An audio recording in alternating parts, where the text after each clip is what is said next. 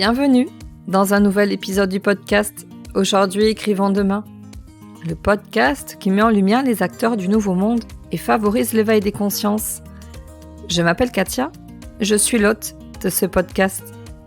Et je suis la fondatrice de Redaxilv, une entreprise de rédaction pour les professionnels et les particuliers.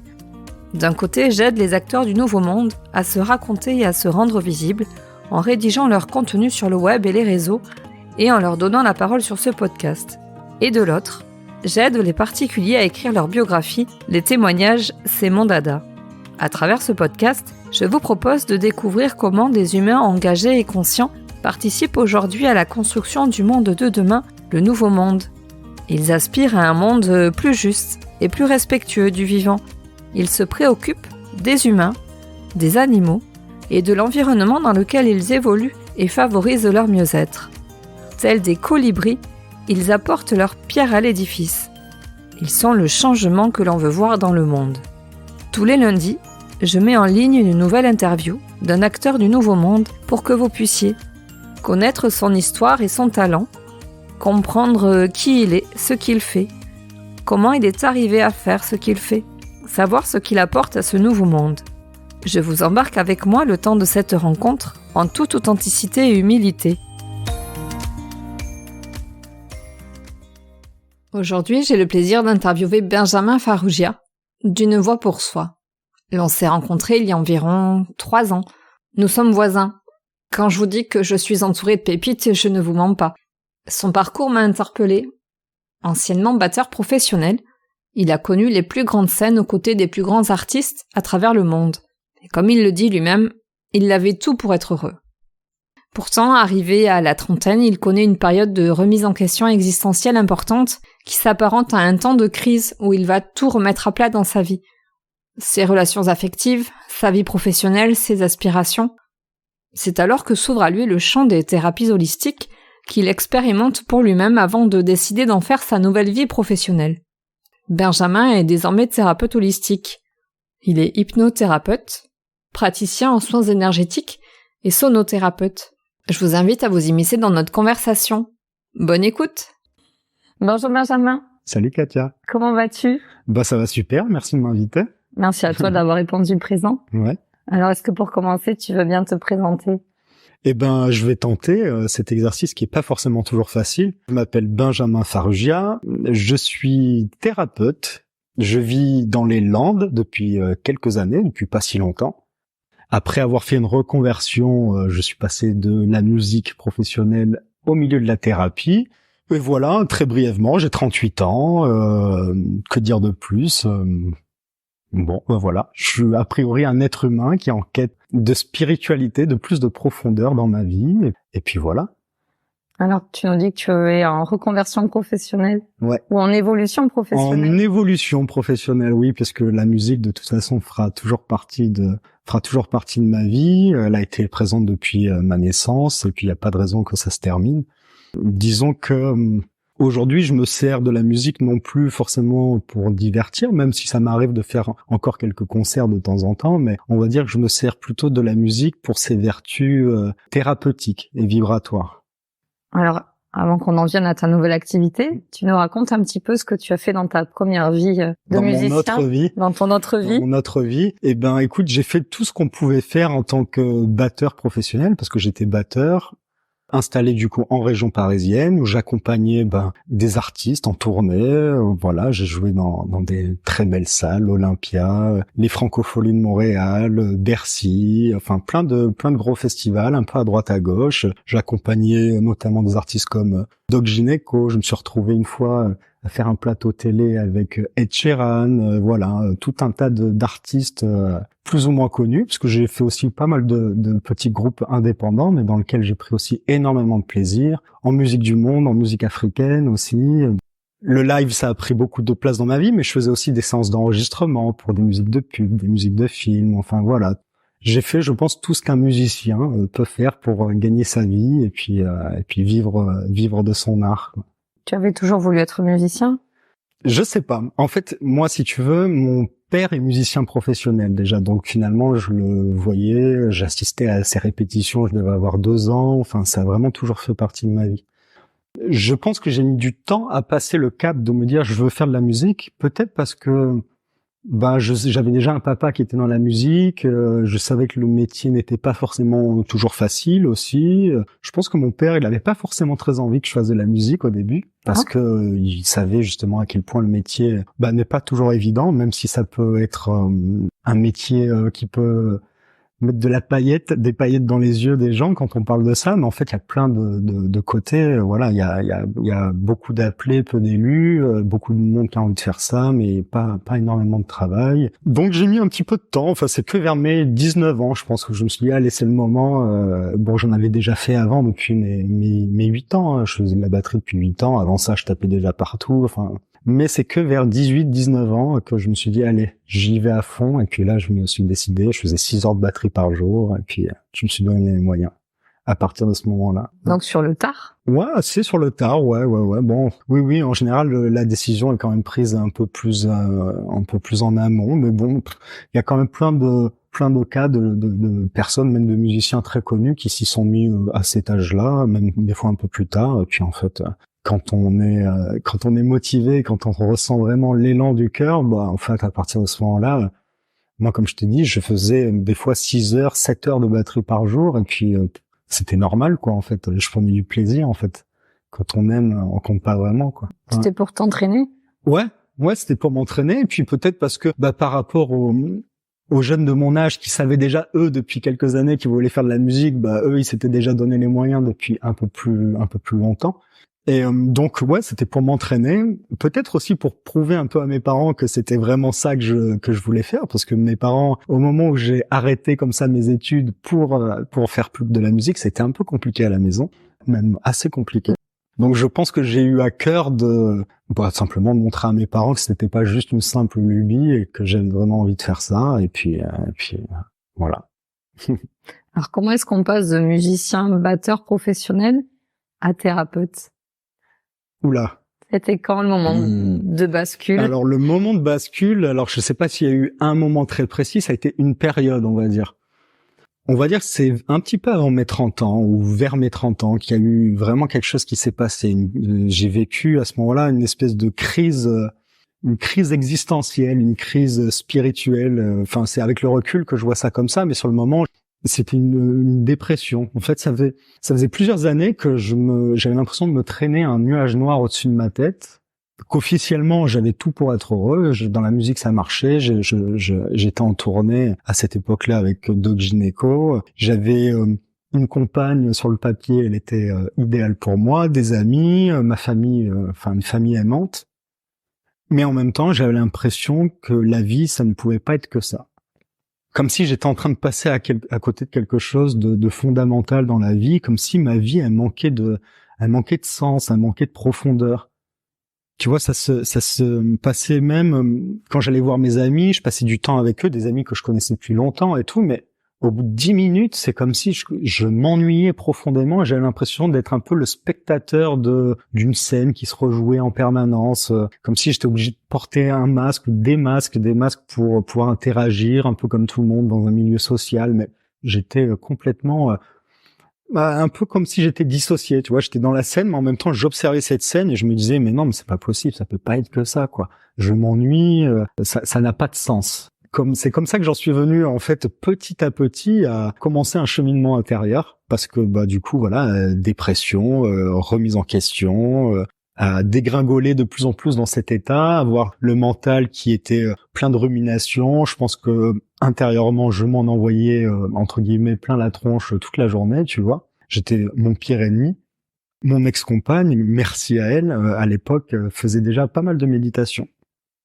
Et du coup, à cette époque-là, je pense qu'elle a lu en moi comme dans un livre ouvert en me disant, tu sais quoi, je pense que tu es dans une période où là, tu as besoin de te retrouver seul et je pense que ça te ferait du bien de méditer. C'est comme ça que ça s'est passé. On s'est séparés. À partir de ce moment-là, j'ai commencé à méditer, et puis de fil en aiguille, ça a commencé par 5 minutes par jour. Et puis dès que je commence de toute façon à me passionner pour quelque chose, dès que je sens cet élan du cœur, j'ai cette faculté à plonger quand même assez vite, à devenir presque boulimique en tout cas, d'une activité, d'une lecture, voilà. Dès que ça me passionne, j'y vais à fond, quoi. Et du coup, de fil en aiguille, la méditation s'est installée. Alors au début, c'était pas évident, hein. Mais 6 mois après avoir commencé mes premières séances de méditation, j'allais faire ma première retraite Vipassana. Donc Vipassana, pour celles et ceux qui ne connaissent pas, c'est une retraite de 10 jours. On fait vœu de silence et on médite environ de 10 heures par jour à peu près.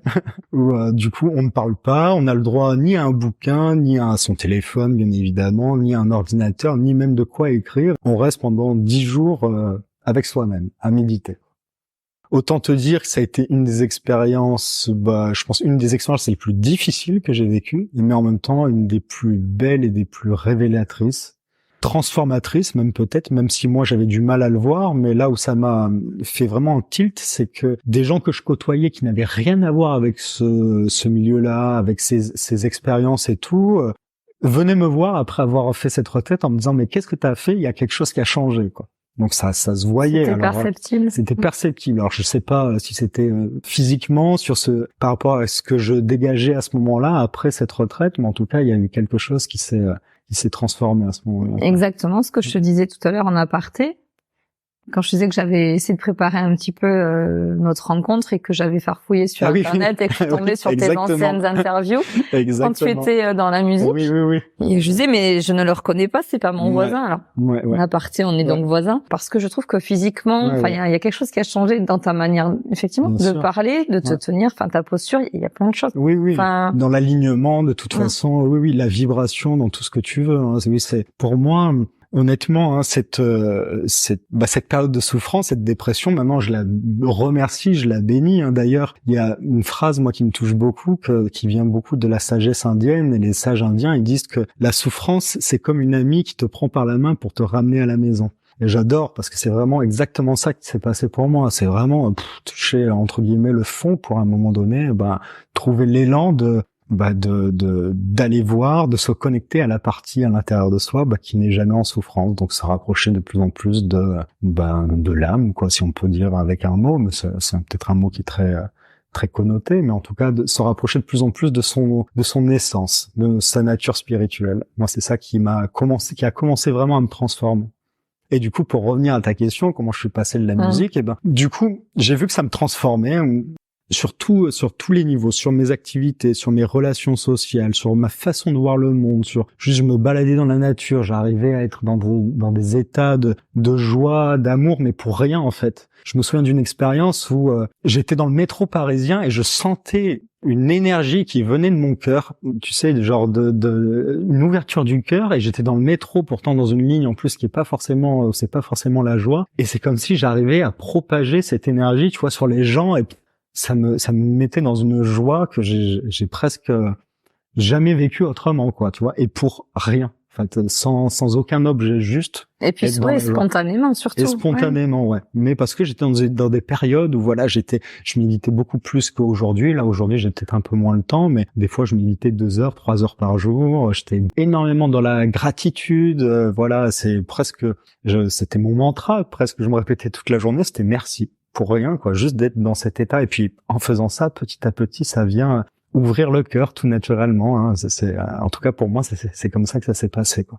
Et du coup, c'était tellement en train de me transformer que je me suis dit, les premières pensées qui me sont venues, c'est mais il faut que je partage ça, il faut que je fasse goûter ça aux gens parce que c'est incroyable. Et du coup, moi je méditais, mais je me rendais compte qu'il y avait pas mal de gens que l'activité de venir méditer, c'est pas tout le monde qui arrive à s'y mettre dans le tumulte de notre quotidien, arrive à se poser entre guillemets à ne rien faire, même si on ne fait pas rien quand on médite. Mais voilà, il y a beaucoup de gens encore qui rechignent un petit peu. Du coup, je me suis beaucoup passionné pour les états modifiés de conscience qu'on retrouve du coup en méditation, mais qu'on retrouve aussi beaucoup en hypnose, outil que je pratique en cabinet aujourd'hui. Et du coup, j'ai commencé à m'intéresser à l'hypnose, à me former en hypnose, à me former à la PNL. Puis après, il y a le soin énergétique qui est arrivé par des synchronicités, des rencontres, voilà. À partir du moment où on est, en tout cas pour ma part, ça s'est passé comme ça, mais à partir du moment où j'étais aligné, c'est comme si je n'avais plus qu'à suivre les petits cailloux que posait l'univers pour moi, tu vois, sur mon chemin. Par le biais de synchronicité, par le biais de rencontres, par le biais de bouquins qui m'attendaient dans des endroits. Enfin, tu vois, c'est que des trucs comme ça. Et puis, en fait, depuis, ça s'est pas vraiment arrêté, quoi. Ouais. Alors aujourd'hui, qu'est-ce que tu fais précisément? Parce que tu as plein de cordes à ton arc. Ouais. Alors aujourd'hui, comme je te l'ai dit, j'accompagne les gens. Me connaissent surtout pour ma casquette, on va dire, d'hypnothérapeute. Même si j'aime pas me rentrer dans une case, je me vois pas comme un hypnothérapeute, je me vois comme un accompagnant qui a quelques outils, on va dire, qui maîtrise certains outils et qui un peu, je m'adapte en fonction de la problématique pour laquelle vient me voir la personne. Donc j'ai le soin énergétique, la libération émotionnelle par le soin énergétique, la sonothérapie aussi, donc c'est la thérapie par le son. Donc une thérapie vibratoire, l'hypnose, et puis très souvent, dans mes accompagnements, je mélange un petit peu tout ça en fonction de ce que je vais ressentir pour la personne, de ce qu'elle va me dire aussi. Voilà, c'est un petit peu comme ça que ça se passe, quoi. Tu peux nous donner quelques précisions sur ce que sont les états modifiés de conscience? Alors les états modifiés de conscience, si on devait la faire simple, c'est déjà une capacité tout à fait naturelle que tous les êtres humains ont. On en vit tous plusieurs fois par jour, sans même forcément s'en rendre compte. C'est vraiment ces états un petit peu entre deux, quand on est là, mais on n'est plus tout à fait là. Par exemple, on en parlait tout à l'heure, tu sais, cette sensation quand tu fais un trajet que tu connais peut-être bien, ou même des fois des trajets qu'on connaît un petit peu moins, mais t'arrives à ta destination et tu te souviens plus du tout du trajet, quoi. C'est comme si ça s'était fait en pilote automatique. Mais aussi, par exemple, juste avant de t'endormir, quand t'es pas encore tout à fait endormi, mais plus tout à fait éveillé, tu vois, ces états un peu entre deux, ça, c'est un état aussi modifié de conscience. On peut en vivre après une séance de yoga, pendant la méditation, quand on fait des exercices de respiration, après une séance de sport, quand on se balade dans la nature. Tout ça, il y a pas un état modifié de conscience, il y a une multitude d'états modifiés de conscience et qui sont très souvent même propres à chacun. Un état de transe, ça va pas être le même chez Katia, pas le même chez Benjamin, on va tous le vivre de manière différente, quoi. Donc voilà un peu si je devais parler des états modifiés de conscience. Après, moi, grâce à l'hypnose, en fait, l'hypnose, c'est une des façons peut-être de rentrer le plus facilement, on va dire, dans des états modifiés de conscience et qui permettent d'utiliser les états modifiés de conscience à des fins thérapeutiques, quoi. On va travailler avec l'inconscient, via l'hypnose. L'inconscient qui est un petit peu toute la somme des apprentissages qu'on a fait tout au long de notre vie, tu sais. L'inconscient, c'est un petit peu, faut le voir comme une boîte noire ou comme un enregistreur qui enregistre absolument tout depuis notre naissance, les apprentissages, les souvenirs, les conversations qu'on a pu avoir. Donc, tout ce qui est bon et tout ce qui est moins bon aussi. Par exemple, tu sais, quand on est petit, on apprend à marcher, on apprend à parler, on apprend à faire nos lacets. Au début, ça nous demande de le faire consciemment, de s'appliquer et tout. Maintenant, tu réfléchis même plus quand tu marches, quand tu conduis, quand tu tout ça, c'est parce qu'à un moment donné, c'est l'inconscient qui reprend le relais, quoi. Seulement l'inconscient, il peut aussi engrammer des comportements qui deviennent limitants, notamment tout ce qui peut être par exemple les addictions, les comportements liés après suite à un trauma, les phobies, ce genre de choses. Et l'idée en état d'hypnose, en état modifié de conscience grâce à l'hypnose, c'est comme si on allait permettre à cet inconscient d'effectuer des nouveaux apprentissages afin de dépasser la problématique pour laquelle vient me voir la personne. Si je devais faire un petit résumé, ça serait ça, quoi. Qu'est-ce qu'on pourrait ajouter pour rassurer? Parce qu'on parlait d'une hypnose de spectacle. Oui. C'est vrai que, comme je te disais, on se rend compte, même s'il y en a quand même de moins en moins, mais il y a encore beaucoup de croyances limitantes ou de légendes à propos de l'hypnose, notamment sur le fait que en hypnose, on perd complètement le contrôle.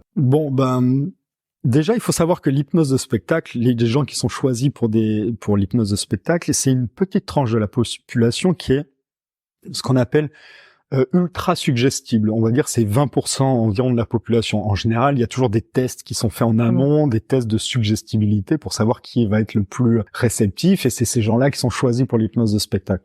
Il y a aussi beaucoup cette croyance limitante qu'en hypnose, on perd vraiment complètement conscience, alors que finalement, je m'aperçois que c'est plutôt même tout le contraire. En hypnose, on devient facilement hyper conscient de ce qui se passe. Il y a quasiment toujours, à moins que l'inconscient décide que ça soit bon pour la personne, mais notre part consciente, elle est toujours là, elle est toujours, dans la plupart des séances que je fais, en tout cas, elle est toujours présente, Sinon, les croyances qui reviennent assez souvent par rapport à l'hypnose, c'est le fait que on va pouvoir me faire rentrer n'importe quoi dans ma tête, ou je vais pouvoir vous donner des informations que j'ai pas forcément envie de vous donner, ce genre de choses. Mais non, ça arrive pas en état d'hypnose. Effectivement, l'hypnose de spectacle, elle cause du tort à l'hypnose thérapeutique, ouais. J'ai toujours une notion que de toute manière, notre inconscient, notre subconscient nous protégeait de ce que l'on ne pourrait pas être capable de faire si on était vraiment, en pleine possession de ses capacités, en pleine conscience. Oui, de ne pas avoir peur de ce qu'on pourrait nous faire en état d'hypnose, parce que de toute façon, on est naturellement protégé peut-être par notre subconscient ou notre inconscient. Ouais. Je pense, tu vois, moi j'aime l'inconscient, je le vois un petit peu comme une part qui ne veut que notre bien, mais qui a un peu le fonctionnement d'un enfant de 5 ans des fois, tu vois. Un enfant de 5 ans, des fois il prend pas toute la mesure de certaines décisions de certains comportements qu'il peut avoir, mais notre inconscient, il ne veut que notre bien. Après, par exemple, tu vois, ça arrive très souvent que l'inconscient qui ne veut que notre bien, par exemple, puisse provoquer des amnésies, notamment pour les très gros traumas, tu vois, par exemple pour les cas d'inceste étant enfant, ce genre de choses, tu vois, il y a beaucoup de gens que je reçois, en tout cas, et qui ont même plus le souvenir, en tout cas, qui a été ils sont en amnésie traumatique. Exactement, ouais, provoqué par l'inconscient, parce que c'est le comportement qui lui a semblé le plus approprié pour gérer quelque chose qui était trop fort à gérer sur le moment, ouais. Quel est ton rapport à la musique, au son et aux vibrations? Alors, je t'avoue, je sais pas trop comment répondre à cette question, parce qu'en fait, le son, la musique, les vibrations, ça a vraiment tellement fait toujours partie de ma vie qu'en fait, c'est quelque chose qui est vraiment tellement évident. Je me souviens encore, tu sais, des premiers effets quand j'allais voir mon père répéter, je devais avoir 2-3 ans, des effets de la batterie, tu sais, des effets physiques sur mon corps, dans mon ventre et tout. C'est comme si ça s'était engrammé en moi. Je m'en souviens comme si c'était hier. Du coup, mon rapport au son, en fait, je t'ai dit, pour moi, c'est vraiment quelque chose d'évident, quoi. Ouais. Je saurais même pas comment te répondre mieux que ça à cette question, quoi. Ouais. Non, parce que tu as fait évoluer ta pratique. Alors, tu jouais de la batterie au départ. Maintenant, tu joues entre guillemets, tu as oui, tout un tas d'instruments. Des bols tibétains, voilà. Tu as des bols aussi en cristal. Ouais, exactement. Tu as aussi tout un tas d'autres instruments. J'ai du handpan, j'ai le gong, j'ai des diapasons, vraiment plein d'instruments vibratoires. Et puis à côté de ça, de temps en temps, pour le plaisir aussi, je continue à jouer ma batterie sur des concerts, tu vois. Mais effectivement, en tout cas, dans ma pratique professionnelle maintenant, je suis passé à d'autres types d'instruments, des instruments qui sont vraiment ce qu'on appelle, pour moi, c'est plus des instruments de musique, c'est des instruments vibratoires. Des instruments qui sont faits pour la thérapie vibratoire, quoi. Donc, un instrument type une batterie, une guitare, une basse, c'est pas fait pour ça, même si ça peut avoir des vertus, thérapeutiques. De toute façon, la musique en elle-même, il suffit de voir à quel point la musique peut nous faire rentrer dans des moods, quoi. Tu vois, une musique, quand t'es pas bien, une musique qui te met en joie, tout de suite, elle va changer ton état, ton humeur. A contrario, une musique nostalgique ou une musique triste, tout de suite, ça peut tu vois à quel point le pouvoir, ne serait-ce que juste de la musique, sans parler des vibrations, le pouvoir que ça peut avoir sur ton état d'être, sur ton état émotionnel, sur comment tu te sens au moment T, quoi. Oui, ma question c'était en quoi est-ce que selon toi ça peut avoir des vertus thérapeutiques? Qu'est-ce qui fait que ça peut avoir des vertus thérapeutiques? Alors là, ça on pourrait en parler pendant des heures, parce que si on parle du côté vibratoire, ça rejoint le domaine de la spiritualité ou même de la physique quantique maintenant, qui dit que tout est vibration. Même la matière, tu vois, cette table, l'illusion de la matière, si on pouvait zoomer au niveau le plus microscopique, on s'apercevrait qu'en fait tout ça, ce n'est que de la vibration. La matière, c'est une vibration qui vibre, mais très lentement, quoi. Nous-mêmes, notre corps, en fait, on est des êtres vibratoires. Un atome, il est fait de 99,99999% de vide. Du coup, on n'est que du vide. Tout est de la vibration. Du coup, si tout est vibration, tout a une vibration. Donc, un être humain, il a une vibration. Une pensée, ça a une vibration. Une émotion, ça a une vibration. Un organe, ça a une vibration. Du coup, en fait, avec les instruments, ça nous permet d'aller rééquilibrer des fois certaines choses qui auraient besoin d'être rééquilibrées au niveau émotionnel, au niveau physique, au niveau du système nerveux. Voilà, c'est un petit peu, si je devais un petit peu parler très grosso modo, parce qu'encore une fois, on pourrait rentrer tellement profondément là-dedans, mais Mais pour moi, ça me sert très souvent, je m'en sers en complément de l'hypnose. C'est-à-dire que pour moi, le son déjà aide à rentrer dans des états modifiés de conscience, et puis ça vient aider à calmer tout le système nerveux. Du coup, quand il y a le son plus la voix avec les suggestions hypnotiques, c'est le combo qui fait que les personnes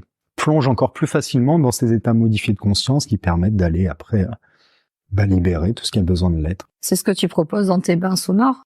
Oui, c'est ce que exactement, c'est ce que je propose du coup dans mes bains sonores, ouais. Ou les bains sonores que j'ai appelés bains sonores hypnotiques parce que c'est vraiment la fusion de ces deux outils, quoi.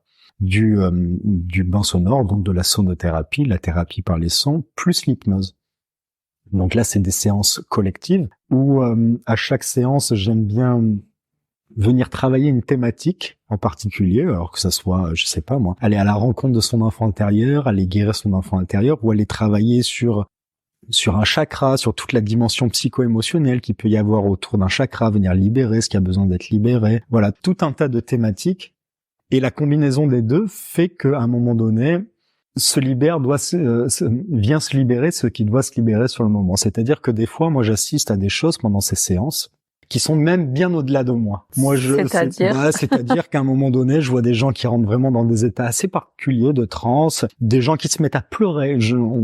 Même eux, avec le recul, ils savent pas vraiment pourquoi, mais c'est comme s'il y avait des nœuds émotionnels qui peuvent déjà être présents depuis des années, mais qui viennent par le son, par les suggestions, être comme libérés tout naturellement.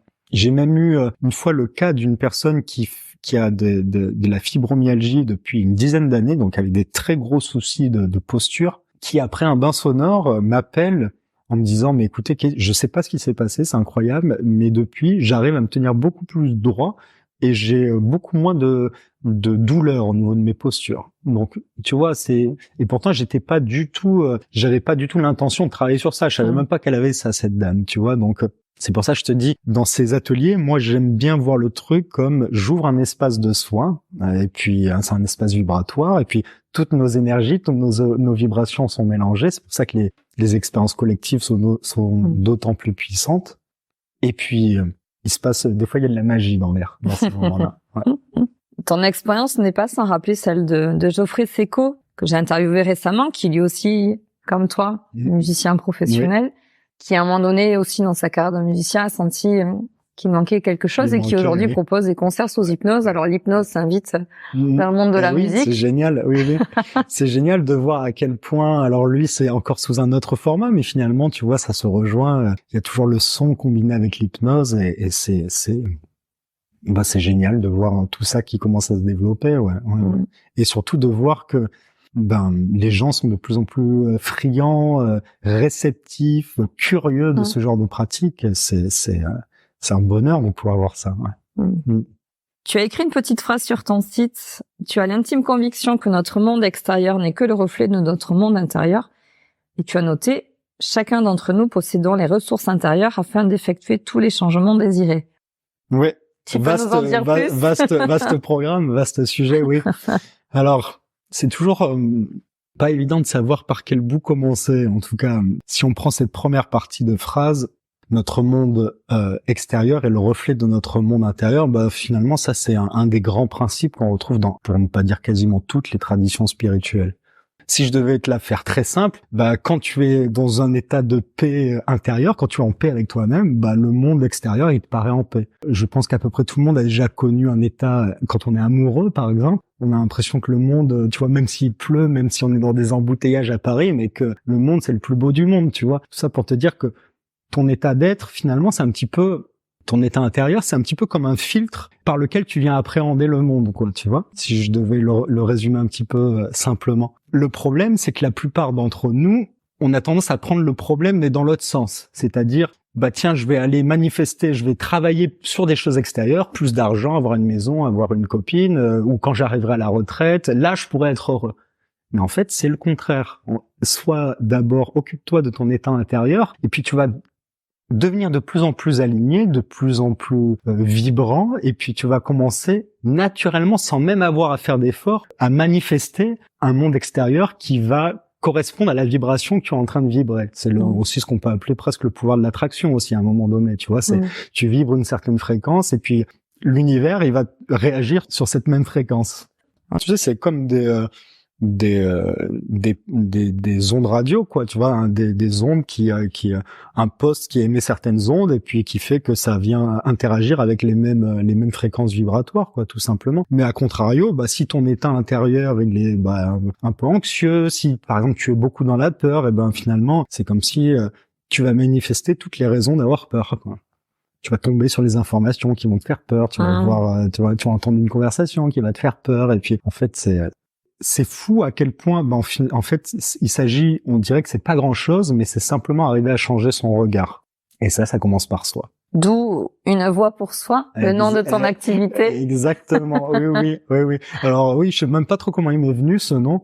J'aimais bien le parallèle entre la voix VOIE et voix VOIX, parce que en hypnose on utilise beaucoup la voix.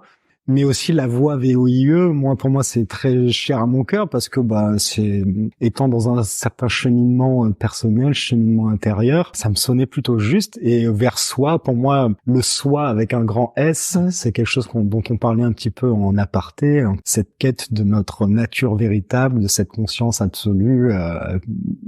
C'est un peu pour moi le Saint Graal en tout cas. Ouais. Du coup voilà, le nom m'est venu comme ça. Quelle est la raison d'être de ton activité? Alors, tu vois, on parlait tout à l'heure de notre monde intérieur et tout ça. Moi, déjà, c'est tout simplement accompagner les gens pour les aider à mettre en lumière ce qui vient perturber leur monde intérieur. Très souvent, on a l'impression que ça vient du monde extérieur, mais non, en général, ça vient plutôt du monde intérieur. Donc, ça va être mettre en lumière toutes les croyances, toutes les blessures non digérées qui ont encore besoin d'être libérées.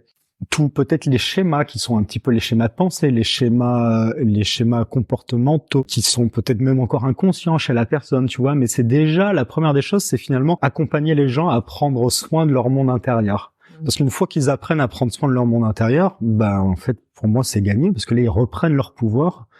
Pour moi, c'est vraiment quelque chose qui est hyper important. Je suis pas, j'aspire à ce que les gens ne viennent plus me voir. En fait, c'est qu'ils puissent, après quelques séances, avoir des prises de conscience et vivre certaines libérations qui après leur permet petit à petit aussi de s'éveiller à autre chose, à une autre dimension que simplement la vie matérielle, le corps. Voilà. Pour moi, encore une fois, c'est ce qui m'a transformé, cette ouverture vers ma nature un peu plus spirituelle, et c'est vraiment le grand pourquoi de mon activité, il est là. C'est vraiment, pour l'instant, ça se fait via la thérapie. Après, franchement, peut-être que ça se fera via autre chose. Je suis pas du tout arrêté à ça, tu vois, mais en tout cas, je sens que ce qui me met le plus en joie et ce qui me fait le plus vibrer, c'est de parler de ça, peut-être d'éveiller un petit peu les consciences, si j'ose dire, même si ça fait un petit peu, je sais pas, peut-être prétentieux, mais en tout cas, il y a vraiment de ça, parce que c'est ce qui m'a transformé, moi. T'as des retours d'expérience de patients? Alors, je sais pas comment tu appelles les personnes que tu accompagnes. Ouais, alors patients, j'ai pas le droit officiellement, non, donc c'est des clients. Voilà. C'est la médecine. Ouais. Donc des clients. Donc moi, c'est plutôt des clients. Ouais. Et qui ont vécu cette même transformation. Ah oui, carrément. Et puis ce qui est hyper drôle, c'est que finalement tous les clients que je reçois, j'ai l'impression de me voir il y a quelques années. De me voir quand j'étais au tout début ou pas encore, tu vois, quand j'étais dans cet état dont je t'ai parlé au début de l'interview, dans cet état un peu de déprime, à perdre mes repères, à me dire mais en fait la vie c'est pas ça. Tu vois, je reçois beaucoup de personnes qui sont en burn-out, qui sont en dépression, qui sont dans des crises existentielles, tout ça. Et moi, il y a pas plus grand bonheur de voir les gens qui commencent à rayonner de plus en plus cette vibration qui en fait qui nous caractérise tous, quand on commence à sortir de tous ces filtres les filtres de nos blessures et tout ça, de voir qu'en fait c'est comme si enfin je vois le monde tel qu'il est vraiment et plus à travers tous mes soucis du quotidien, le filtre de mes croyances, les filtres de mes blessures de l'enfance, tout ça, et c'est merveilleux. Ouais. Quelles sont tes valeurs qui t'animent? Je pense que la première, c'est la bienveillance. La bienveillance, que ça soit à la fois dans mon activité professionnelle, mais pas que, dans mon quotidien. Ouais. La bienveillance, la liberté aussi. Pour moi, ça, c'est quelque chose qui est très, très cher à mon cœur. D'ailleurs, c'est peut-être pour ça qu'à chaque fois, j'ai choisi des métiers où je suis quand même assez indépendant. Parce que précédemment, tu étais intermittent du spectacle. Ouais. Donc, pareil, un peu mon propre patron. Donc, ouais, c'est ces deux-là que je mettrais. Après, l'entraide, le partage, la tolérance, le non-jugement, voilà. Tout ça, en tout cas, c'est des valeurs que je vois bien de plus en plus incarnées dans ce nouveau monde, en tout cas. En tout cas, c'est ce que je souhaite. Qui est-ce qui peut bénéficier des soins ou des accompagnements que tu proposes? En fait, j'ai envie de te dire à peu près tout le monde. Alors, je t'avoue que pour l'instant, les enfants, c'est pas le public que j'ai le plus reçu, parce que peut-être que j'ai mis moins d'énergie dans ce public-là. Peut-être parce que je me sens pas encore assez armé ou assez à l'aise. Mais de manière générale, en fait, je reçois toutes les personnes qui ont envie de se libérer d'un blocage, d'une problématique, de toute façon, alors pour moi, je pars du principe que n'importe quelle problématique, même les problématiques physiques, elles ont une origine en général plutôt émotionnelle. Donc, dans mes accompagnements, c'est ça que j'aime bien faire. Je vais pas juste poser un sparadrap sur une plaie encore saignante, c'est que j'aime bien remonter à la source. Et la source, de toute façon, très généralement, en tout cas, tous les blocages qui sont bien ancrés, qui sont bien lourds, il faut pas remonter bien loin, c'est très souvent dans l'enfance, dans le milieu familial. Malheureusement, c'est quand même dans le milieu familial que se créent encore les plus grandes souffrances, les plus grandes croyances qui nous empêchent d'être vraiment nous-mêmes. Et finalement, le public, il peut être très très large. Ouais, j'ai pas de tranche d'âge particulière. Alors, j'ai envie de te dire malheureusement ou pas, mais pour l'instant, mon public, il est majoritairement féminin, étant donné que je constate encore que les femmes sont peut-être beaucoup plus sensibles, beaucoup plus peut-être éveillées aussi. N'ayons pas peur des mots. Je ne sais pas, même s'il commence à y avoir beaucoup d'hommes aussi qui commencent à s'éveiller aussi, mais il se trouve que peut-être 85% des gens que je reçois, des personnes que je reçois, je pense que ce sont des femmes. Ouais. Même dans les soins collectifs? Ouais, même dans les soins collectifs. Alors on peut imaginer peut-être que les participantes viennent avec leurs conjoints. Ah, ça arrive, tu sais. Oui, ça arrive. Et puis j'ai des hommes aussi qui viennent d'eux-mêmes spontanément tout seuls. Mais non. Tu vois, même encore le bain sonore que j'ai fait hier, il y avait peut-être sur 19 personnes, je pense que j'avais 3 hommes. Donc ce qui n'est pas une majorité écrasante, quoi. Ouais. Ok. Comment est-ce qu'on peut communiquer avec toi? On te trouve où? C'est hyper facile, tous les réseaux sociaux, Facebook, Instagram, j'ai un site internet.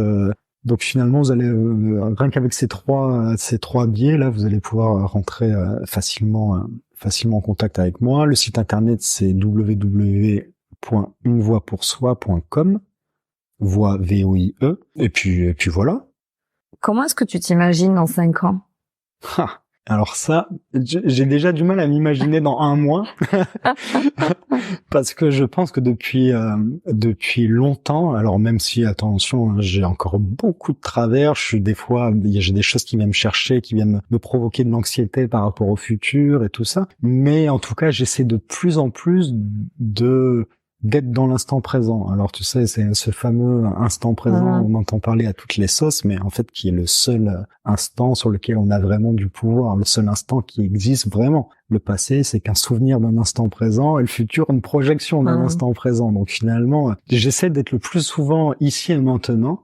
Et plus ça va, moins j'essaie d'avoir d'attente ou, tu vois, en fait, j'ai l'impression que plus ça va et moins je suis au contrôle, en fait, de ma vie. Tu vois, et puis j'ai l'impression même que plus ça va, tu vois, la notion de libre arbitre pour moi elle commence à devenir de moins en moins évidente. Peut-être qu'à un niveau on croit avoir une certaine forme de libre arbitre, mais en fait plus ça va, plus j'ai l'impression que je suis pas vraiment au contrôle de ma vie, C'est-à-dire que les choses seraient déjà dessinées pour toi. Ouais, alors ouais. Peut-être. En tout cas, qu'il y ait une sorte de co-création avec quelque chose de plus grand. En tout cas. C'est comme ça que je le vois, tu vois, comme si je me laissais un peu porter comme si j'étais dans une rivière et que finalement la chose la plus sage à faire, c'est qu'il fallait pas que je m'accroche partout et qu'au contraire que, tu vois, comme s'il y avait vraiment cette notion de confiance en la vie, même, tu vois, j'ai pas peur des mots en disant même de foi, parce que je me rends compte que plus je suis dans ce truc-là,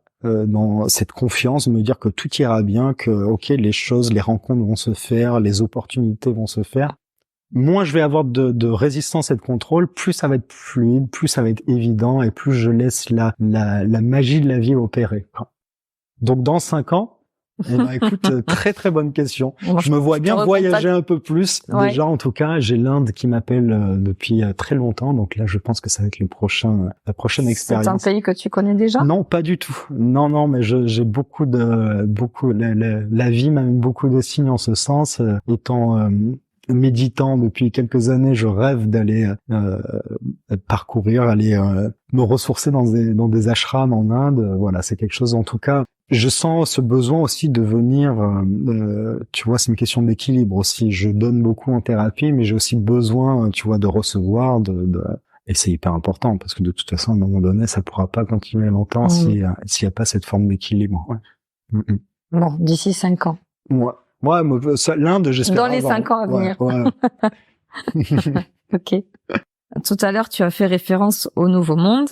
Donc effectivement, moi j'ai décidé de donner la parole à ceux que j'estime être les acteurs du Nouveau Monde. Ouais. Mais qu'est-ce que c'est pour toi le Nouveau Monde? Très bonne question. Pour moi, en tout cas, c'est peut-être très utopiste. Alors je sais pas si c'est le Nouveau Monde pour tout de suite, mais pour moi le Nouveau Monde, c'est déjà un monde dans lequel on n'a plus à se soucier de nos besoins fondamentaux. Le fait de manger, le fait d'avoir un toit, le fait d'être en sécurité. Pour moi, ça c'est des choses qui seront parce que tu nais, c'est un droit fondamental et c'est acquis et t'as pas c'est pas monétisable, t'as pas à payer pour ça, comme l'accès à l'énergie, l'accès aux ressources, tu vois. Pour moi, c'est déjà, tu vois, un tellement gros point parce que finalement la course dans nos vies, elle est surtout pour ça, elle est pour se payer un toit, elle est pour se payer à manger, payer nos factures, et puis c'est du coup pour moi c'est un monde qui sera affranchi de ça et du coup qui permettra à chaque individu de se consacrer non plus à un travail mais à ce pourquoi il est fait. Parce que moi, je suis persuadé que chacun a un talent particulier, des prédispositions particulières. Donc, certes, je pense chacun aura à travailler pour la collectivité, mais aussi pour travailler, plus travailler, mais œuvrer plutôt, aller accomplir son œuvre personnelle. Donc, ça sera dans un domaine ou un autre, en fonction de son talent, de ses prédispositions, et puis. Voilà, moi c'est comme ça que je le vois, ce monde. Après, bien sûr, un monde beaucoup plus qui réfléchit beaucoup plus en termes de collectif plutôt que d'individualisme, beaucoup moins dans la quête du matériel, parce que de toute façon, cette quête du matériel, pour ceux qui n'auraient pas encore remarqué, c'est un puits sans fond. De toute façon, c'est pas dans le rajout de nombres sur son compte en banque ou d'objets matériels ou de nouvelles voitures ou quoi qu'on trouve le bonheur, hein. Mais voilà, je pense que ce nouveau monde, en tout cas, il va passer, il est obligé de passer par un éveil des consciences. Je pense que la prochaine humanité, ce sera une humanité spirituelle, en tout cas, ouais. Pour moi, en tout cas, c'est à ça que j'aspire et c'est ça que je m'évertue, en tout cas, à transmettre, que j'essaie de transmettre à la fois dans mes accompagnements individuels, dans les séances aussi collectives, ou même juste quand je parle avec des personnes pour le plaisir, parce que je sens que c'est ce pourquoi je suis fait. C'est ce qui m'anime. C'est André Malraux, si je me trompe pas, qui avait dit le 21e siècle. Ah oui, il sera spirituel ou ne le sera pas. Oui, alors je sais plus qui a dit cette phrase, mais oui, j'ai déjà entendu cette phrase. Ouais. Elle est tellement vraie, bien sûr. Ah ouais, j'en suis convaincu. Et toi, tu dirais que c'est quoi l'éveil des consciences? Parce que moi aussi je fais référence à ça, mais qu'est-ce que tu mets toi derrière comme signification? Comme je te disais, déjà, c'est revenir à soi, revenir à son intériorité. Comprendre, en fait, que, c'est ce que je te disais tout à l'heure, hein, que ton monde extérieur, c'est le reflet de ton monde intérieur. Déjà, rien que ça, cette prise de conscience. Pour moi, l'éveil des consciences, c'est aussi que chacun reprenne sa responsabilité déjà dans son bonheur, ne pas attendre que le bonheur arrive de quelque chose d'extérieur. Alors, effectivement, on vit pas du tout tous dans les mêmes conditions, on n'a pas tous vécu les mêmes choses. Alors ça, j'en suis complètement conscient. Après, c'est sûr qu'on n'est pas du tout responsable de ce qui nous arrive, mais je pense qu'on est responsable de ce qu'on fait de ce qui nous est arrivé, en fait, tu vois. Et c'est en ça qu'il est notre pouvoir. C'est à un moment donné de se dire, pour moi, en tout cas, dans mon expérience, j'ai l'impression que le bonheur, c'est quelque chose qui se cultive au quotidien et qui ne doit pas être tributaire de quelque chose d'extérieur. Alors, j'ai pas beaucoup voyagé dans ma vie, mais un petit peu dans des pays des fois assez pauvres. Et puis, en fait, je me suis rendu compte à quel point, des fois, les gens qui avaient 1000 fois moins que moi, ils avaient l'air, mais des fois bien plus heureux que des gens qui peuvent être des fois milliardaires et qui ont toujours cette peur du manque, parce que finalement, ça vient, encore une fois, c'est ce que je te disais, c'est un puits sans fond. Donc, ouverture des consciences, c'est ça, c'est déjà reprendre sa responsabilité, comprendre ou réaliser que en fait, nous ne sommes pas un corps, nous ne sommes pas des pensées, nous sommes la conscience qui englobe un petit peu tout ça. Bon, là, on rentre dans des notions peut-être un peu plus abstraites. Moi, j'aime bien, tu sais, cette fameuse phrase qui dit que nous ne sommes pas des êtres humains vivant une expérience spirituelle, mais nous sommes des êtres spirituels vivant une expérience humaine. Ça, c'est une phrase qui me touche et qui me parle profondément. Je suis convaincu de ça. Du coup, pour moi, ouverture des consciences, c'est ça. Prendre conscience que nous sommes bien plus que ce qu'on croit. Ouais. On arrive à la fin de l'interview. Est-ce qu'il y a une question que je ne t'ai pas posée, que tu aurais aimé que je te pose? Et alors là, comme ça, non. Alors peut-être que quand on aura terminé, c'est là que ça me viendra. Mais non, parce que je pense que en tout cas, on a touché à tout ce qui me tient à cœur. Est-ce que tu souhaites nous dire quelque chose de plus avant de terminer l'interview? Et que je te propose mon portrait chinois? Alors moi, j'aurais simplement envie de partager un conseil. J'aurais envie de dire à la plupart des gens qui pourraient écouter ça, de pas trop écouter leur mental. Parce que le mental, en général, il a tendance à nous esbrouffer un petit peu, à nous ramener beaucoup de peur, parce que il ne fonctionne qu'en rapport avec un référentiel du passé, et du coup, il peut pas nous ouvrir un petit peu sur la magie de la vie. Donc moi, le conseil que j'ai à chaque fois à donner, c'est un petit peu de redescendre de la tête au cœur. Écouter avec le cœur, essayer de ressentir ces élans du cœur, sans trop se poser de questions au début, presque en se disant... Parce que je pourrais te dire, mais très bien, mais on fait comment? Oui, mais voilà. C'est déjà des simples questions, de se dire, si tout était possible, de quoi j'aurais envie? Tu sais, pour moi, au début, ça s'est beaucoup fait comme ça. Je me suis beaucoup posé ce genre de questions. Ok, si t'étais à l'abri financièrement, mais qu'est-ce que tu ferais de ta vie? Qu'est-ce que tu aurais envie de faire? Tu vois, qu'est-ce qui t'anime? Et puis petit à petit, j'ai commencé en fait à suivre de plus en plus ces élans. Pour moi, par exemple, faire de la musique, c'était suivre un élan du cœur. Bouger de région, changer d'activité pour venir ici, pour moi, c'était un gros saut dans l'inconnu aussi. C'était pour moi ce que j'appelle un saut de l'ange. Je savais pas du tout où j'allais, mais encore une fois, j'ai suivi cet élan du cœur. Et en fait, j'aurais même tendance à dire, dès qu'il y a une peur, c'est là qu'il faut aller presque. Parce que c'est derrière ces peurs en général que se cache la zone de magie, quoi. C'est ça le conseil que j'aurais à donner. Écoutez le cœur, parce que c'est là qui est la vraie boussole intérieure. On termine avec le portrait chinois. Ouais. Si tu étais un plat, lequel serais-tu? C'est hyper dur comme question, ça. Je pense que je serais une salade composée. Parce que j'ai l'impression d'être composé de plein de choses, d'avoir plein d'outils, plein de facettes, et c'est ça qui fait qui je suis aujourd'hui. Ouais. Très bien. Si tu étais un livre? Je pense que ça serait Le pouvoir du moment présent de Eckhart Tolle. Parce que moi, c'est par ce livre que tout a commencé.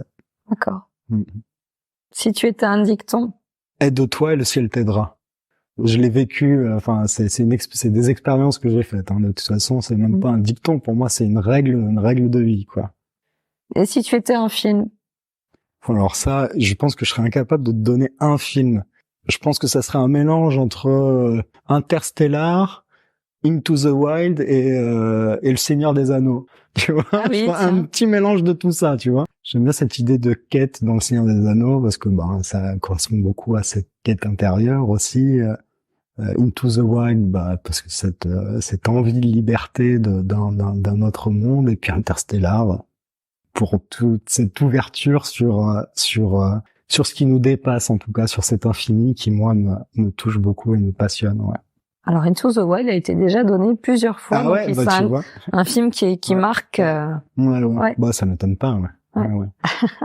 Et pour terminer, si tu étais un super héros? Alors tu sais, je vais peut-être prendre le truc un peu à contre-pied. Je pense que je serais Jésus. Je pense que je serais Jésus. Ouais.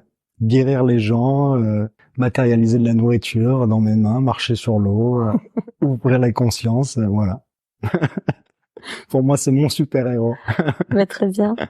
Merci Benjamin de ta participation. Merci Katia de ton invitation. Et merci beaucoup pour votre écoute. J'espère que le parcours de Benjamin Farrugia vous aura inspiré. N'hésitez pas à le contacter directement sur ses réseaux. Vous trouverez tous les liens dans la description de cet épisode. À bientôt! J'espère que vous aurez pris plaisir à nous écouter. Si vous avez aimé cet épisode et que vous souhaitez continuer à découvrir les histoires de ces acteurs du Nouveau Monde, n'hésitez pas à vous abonner. Et si vous voulez être tenu informé de la sortie du prochain épisode, abonnez-vous à mon profil sur LinkedIn. Merci d'avoir pris le temps de passer ce moment avec nous. Je vous dis à très vite pour un nouveau témoignage d'une belle âme.